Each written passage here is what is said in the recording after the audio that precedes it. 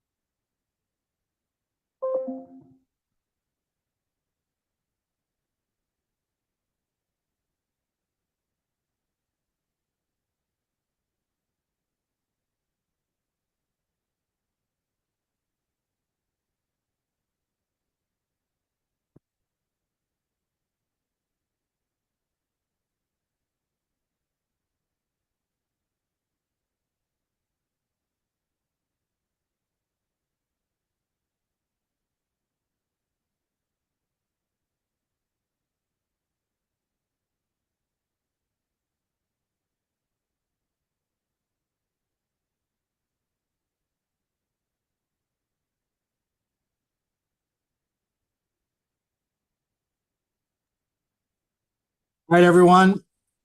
Thank you for waiting there. We got Rob here, and we'll start with Doug. Lead us off. Thank you, Johannes. Thank you, Rob. If you could just give us an update on Stan, Tyler, and if Jamal is healthy enough to start yet. Yeah, the Steon and Wolfie both took and Jamal as well. They all took part in training today, so keep doing our evaluations on them. But I feel like they'll play some part in a role in the team. Steon and Wolfie hopefully will be involved in the squad, and then Jamal, like, we're just making sure that we it's a long season, making sure that he's fit for not only this game, but also keeping him fit and healthy. So they've got decisions to make now. About Jamal specifically, because as you know, Tiago can't play on Saturday. Yorgos has been sold. Saba's gone. Your top three of your top goal scorers. Jamal is next in that line. So I was just curious, the challenges of trying to create offense when you're missing so many proven scorers on Saturday. I mean, I feel like that's the fun challenge. It's just that's the reason you have a team. I think, like, that's what I love about being a part of a group, that it's not one person.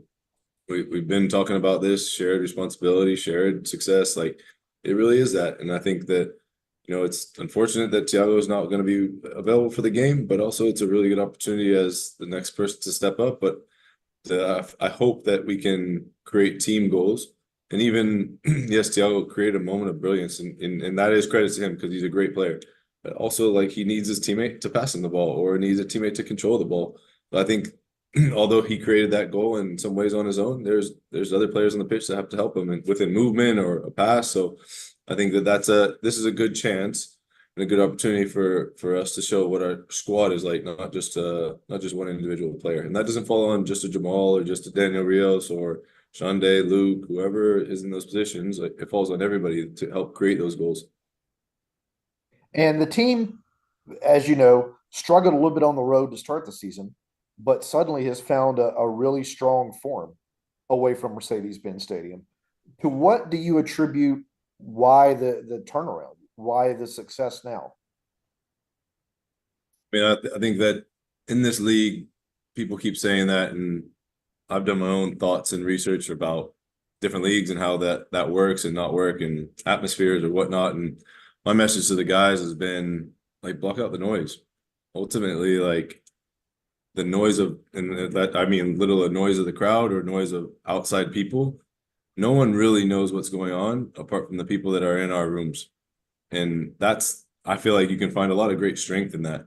And that's what, for me, I try to hone in on that, because for me, it doesn't, don't take this wrong, but it doesn't matter what's happening around me.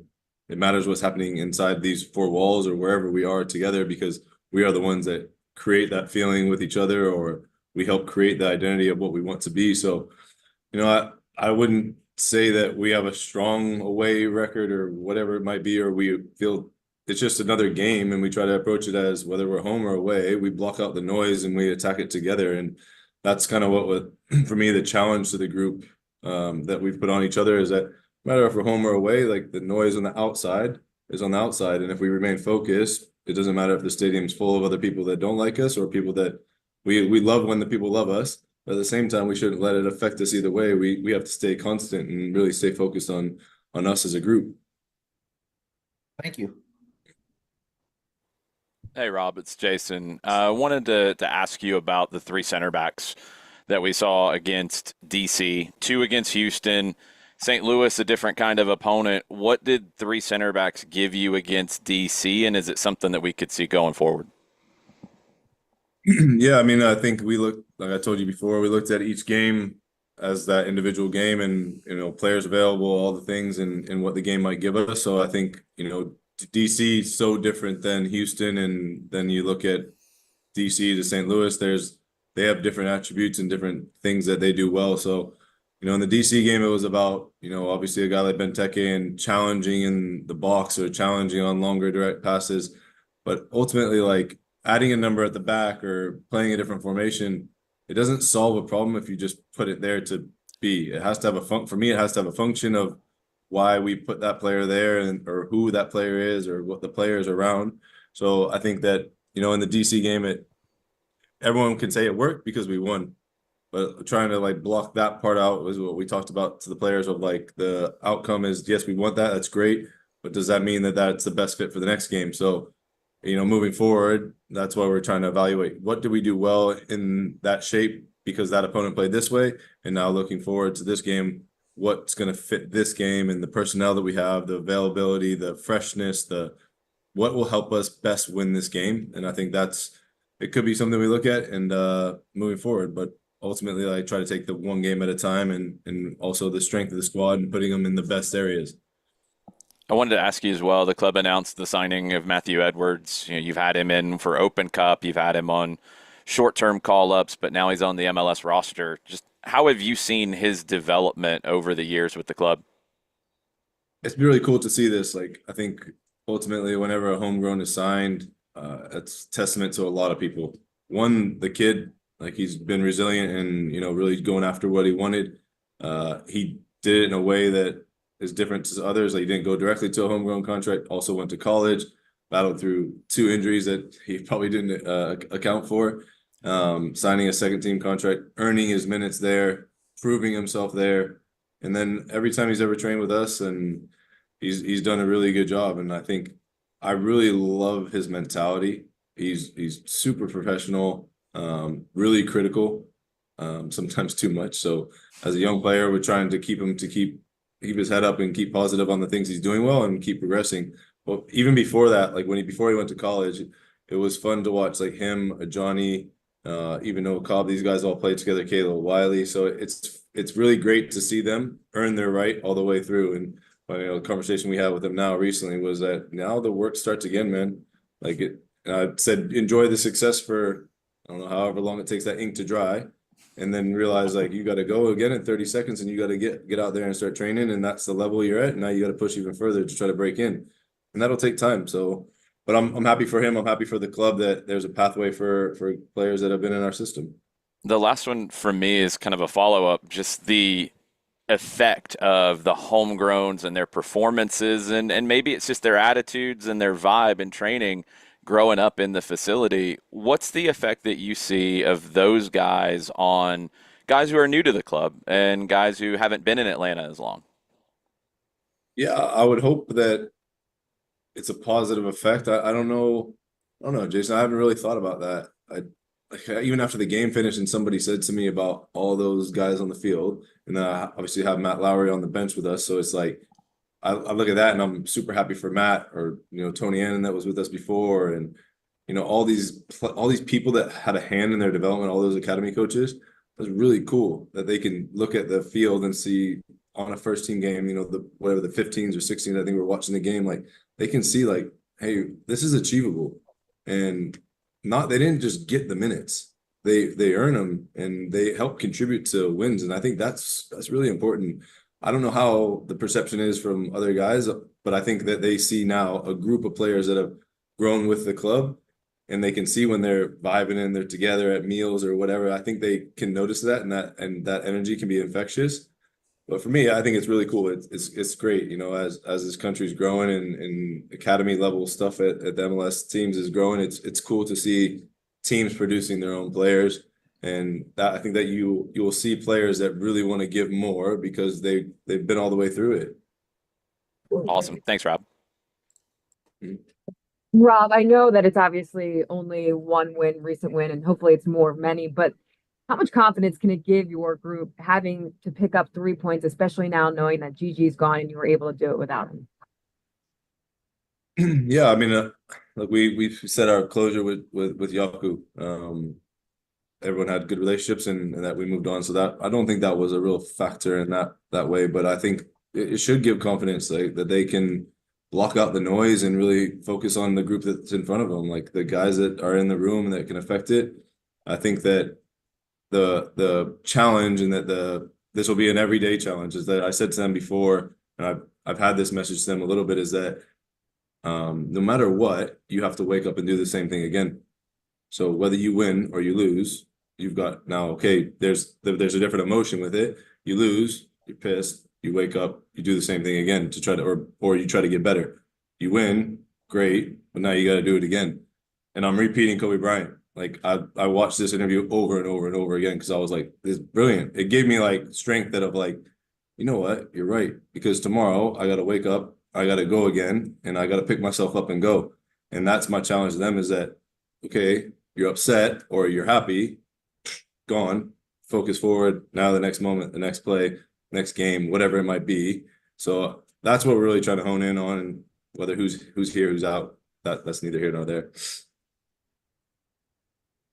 Rob, I just want to ask, obviously, with some of the constraints of the roster, Thiago not being in, Saba being gone, who are you seeing in practice who's really been stepping up into those roles? Is it possible we could see a player like Jay Fortune really stepping up in this next match coming up for you guys? Yeah, I mean, the answer is everybody. I think that was a challenge as soon as we kind of started this next part of our season, is that everyone has to play their part and do a little bit more. There's going to be some competition. There's going to be opportunity. I think Johnny's a really good example that you bring up. He's nipping at those guys' heels constantly to get minutes, even when Bartos was here. He's a very confident player. I think he's done really well in the games he's come into. But I don't think there's one in particular person. He is a good example. You bring up him. I mean, you look at Luke the other night, has done really well. But I would trust anyone that's on the bench with us is ready to go in any fashion that we ask. So the group is really challenging each other, and I hope that stays. Like, that's the challenge on us as a staff, us as internal, players or whoever's in our room, that we kind of keep that standard and keep pushing each other in the right direction. I had one Anything more else for question for Rob? Jason and I had one more question for Jason and Rob. Jason, I'm curious why you don't have photos from Rob's playing days over there beside the Maradona stuff on your wall. What is going on there? You trying to get me in trouble, Doug? I mean, I just see the Maradona stuff and I'm like, where's the Valentino stuff? I don't get it. Send you a picture, Jason. There we go. Anything else for Rob? No, that's it. Awesome. Thank you, guys. Thank you. Thank you.